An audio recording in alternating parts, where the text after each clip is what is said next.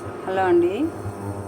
కందిపప్పు, ఒక కప్పు కందిపప్పు, పచ్చి మామిడికాయ, టమాటాలు 2, పచ్చిమిర్చి, ఎండుమిర్చి, వీటిని అన్నీ కలిపి కొద్దిగా పసుపు వేసుకొని కుక్ చేసుకున్న పప్పు ఉంది చూడండి. పప్పు ఒక 3 విజిల్స్ వచ్చే వరకు బాయిల్ చేసి మెదిపి పెట్టానండి. దీనికి పోపు వేసుకోవాలండి. ఇప్పుడు మేము వేరుశనగ పప్పుతో నూనె ఆడిచ్చింది, అది ఒక 2 స్పూన్స్. ఇది కొంచెం బాగా బాయిల్ అవ్వాలండి, ఎందుకంటే గానుగ నూనె కాబట్టి కొంచెం సెగ వచ్చేవారు చూడాలి. ఇంకా లేదంటే పచ్చి వాసన ఎక్కువగా అలాగే ఉండిపోతుంది.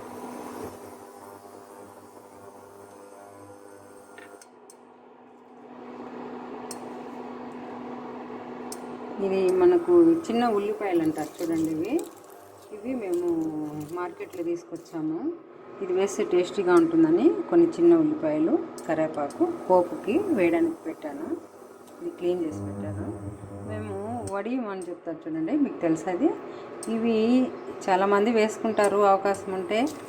మేము మార్కెట్లో తీసుకురామంటే ఇంట్లో అక్కడ బాగా సరిగా ఉండదని చెప్పి ఇంట్లోనే ప్రిపేర్ చేసుకున్నానండి. ఇప్పుడు సమ్మర్ కాబట్టి ఈ వడియం పెట్టుకున్నాను. దీన్ని తిరుమాతలు వేస్తే చాలా టేస్టీగా ఉంటుందండి. పప్పులో, కారం పులుసులో అలా వేస్తూ ఉంటారు. ఇది నేను పోపుకి కొద్దిగా ఆవాలు, జీలకర్ర, తర్వాత ఉద్దిపప్పు, కొద్దిగా వడిమి వేసాను. ఎక్కువ వేయలేదండి, నేను ఒక హాఫ్ వేసాను. ఇందులో ఒక హాఫ్ తీసుకున్నాను.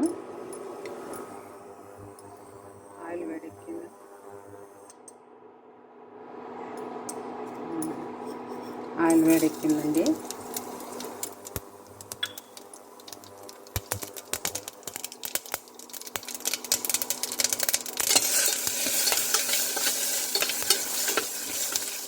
ఈ పప్పులో కొద్దిగా రాసాలు వేసుకోవాలండి.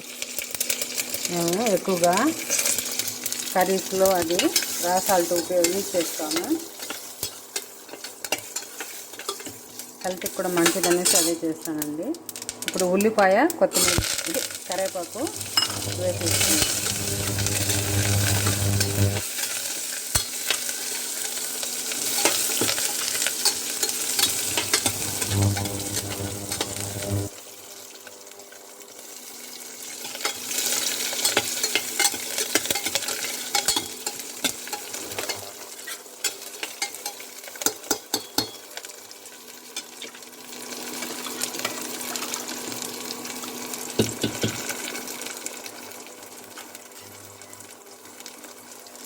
పోపు వేగిపోయిందండి.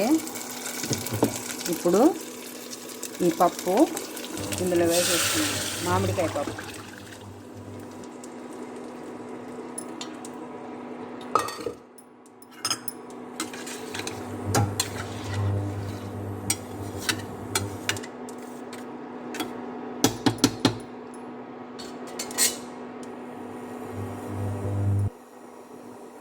ఒక 2 minutes బాయిల్ అయితే చాలండి. వేడివేడిగా స్పైసీ రా మ్యాంగో పప్పు కర్రీ రెడీ అయిపోయింది. ఈ వీడియో నచ్చితే షేర్ చేయండి, లైక్ చేయండి, ప్లీజ్ సబ్స్క్రైబ్ చేయండి సిద్ధు గార్డెన్స్కి. Thank you.